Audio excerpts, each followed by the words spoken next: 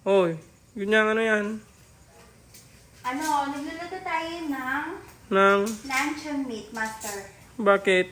Para kanino yan? Ulam natin ngayon. Saan? Pakita nga. Ito.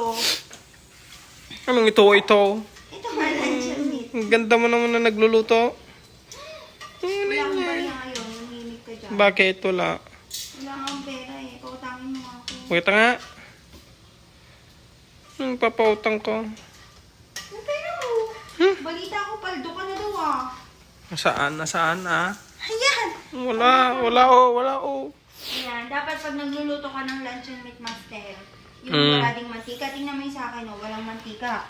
Tingnan mo naman, pero naluto yan, master, oh. Hindi masarap yan, master. Ito, tingnan mo. Kasi, ang luncheon meat, pag niluto mo, kusang magmamantika yan. Yun, totoo ba? Tingnan mo naman. Para ka nagsisinungaling eh. Ay, sinungaling pa ba ako sa lagay na yan? Tingnan mo yung luncheon meat na niluto ko. Walang mantika, pero luto siya. Parang nang loloko lang yan si Master Kelly, mga kamaster. Ganyan talaga yan, master. Huwag ka nga. Tingnan mo, oh.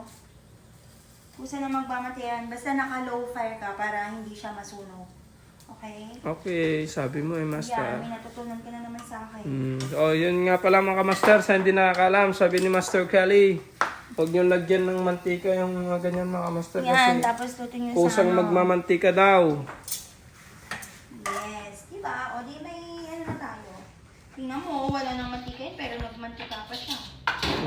Ano yun? Ayan, Kelly's luncheon meat. Bili na. Sa iba yan, Master. Sa Bili akin na. yan. Oh, yaman mo na ah. Yaman ka dyan. Ikaw Oh. ang bumili yan eh. Check the basket, gawin mo na. Pinaluto mo nga lang sa akin yan eh. Binili ko yan mga kamaster. Para ano, Kelly's. Masarap daw po yan mga kamaster. Sa ibang bansa lang nabibili. Bueno, totoo ba Galing yan? pa sa ibang bansa yan? Ikaw bumili nito. Mamaya, maniwala sila sa'yo, magpabili sila sa'yo, tapos wala kang mabili. Mamaya, tumakbo ka pa, sumakay ka ng eroplano pag bibilin mo to ah. So yun mga kamaster, kakain na tayo. Oh, yan.